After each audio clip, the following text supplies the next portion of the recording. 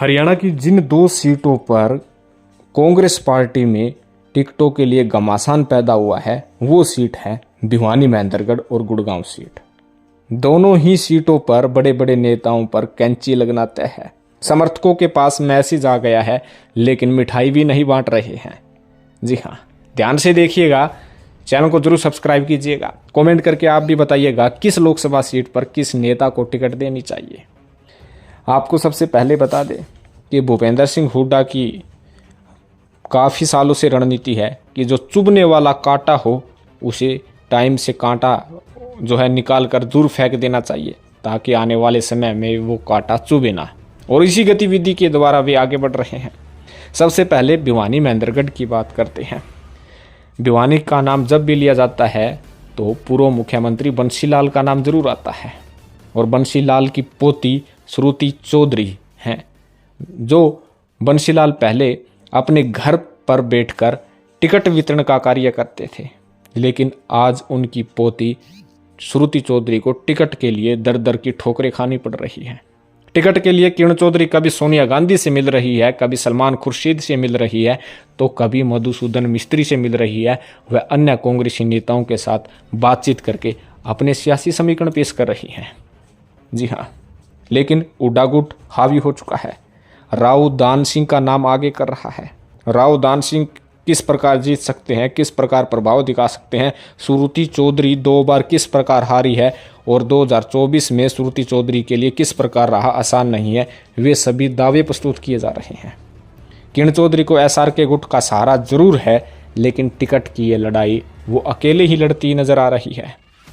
आपको बता दें कि बताया जा रहा है कि हुड्डा चाह रहे थे कि राव दान सिंह को टिकट मिले, लेकिन जब आमने सामने घमासान पैदा हुआ तो बीच में हुड्डा ने यह तक कह दिया कि किरण चौधरी को ही भिवानी महेंद्रगढ़ लोकसभा सीट पर चुनाव लड़वा दो।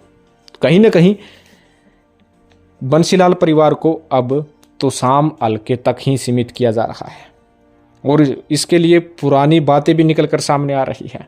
आपको याद होगा कि हरियाणा में लोकसभा चुनाव जो अब शुरू हुआ है, लेकिन उससे पहले राज्यसभा चुनाव हुआ था, जिसमें कुलदीप बिश्नोई ने तो बीजेपी को वोट दे दिया था, लेकिन एक वोट कैंसिल हुआ था। इस कैंसिल वोट के कारण अजय माकन कांग्रेस पार्टी की तरफ से उम्मीदवार थे, उनकी हार हुई थी।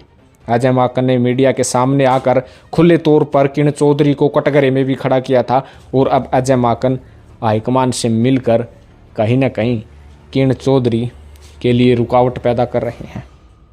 राव दान सिंह के समर्थकों के पास बताया जा रहा है कि मैसेज आ चुका है कि मैदान में कूद जाइएगा पर मिठाई मत बांटिएगा।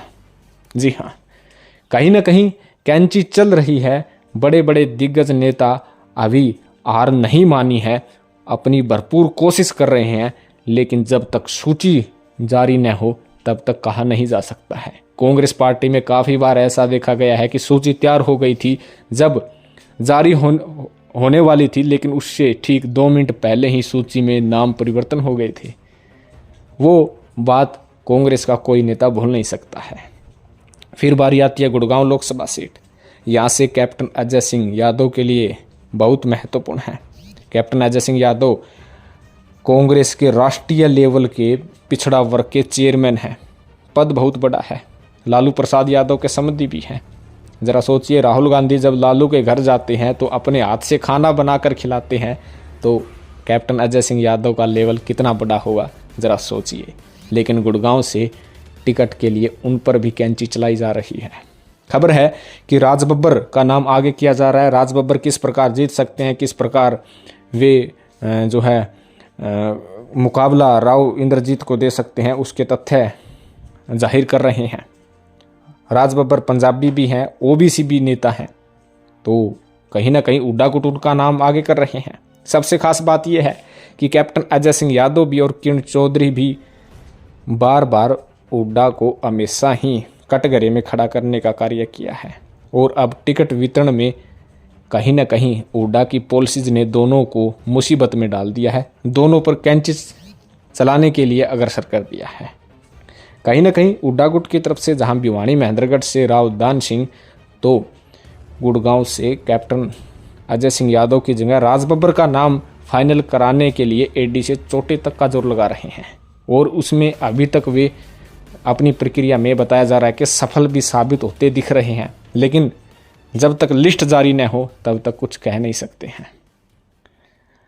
तो कहीं ना कहीं भिवानी, महेंद्रगढ़ और गुड़गांव लोकसभा सीट का पेच खुलता है, तभी हरियाणा की 9 लोकसभा सीटों पर कांग्रेस अपने उम्मीदवारों की सूची जारी करेगी। रोज खबर आती है कि आज रात को सूची जारी हो जाएगी, कल सुबह सूची जारी हो जाएगी, लेकिन इन 2 सीटों पर ज़्यादा घमासान पैदा होने के कारण सूची कांग्रेस पार्टी जारी नहीं कर रही है। उसके लिए कांग्रेस पार्टी ने नई कमेटी का भी निर्माण किया था, लेकिन वो नई कमेटी भी पेच में फंसी हुई है।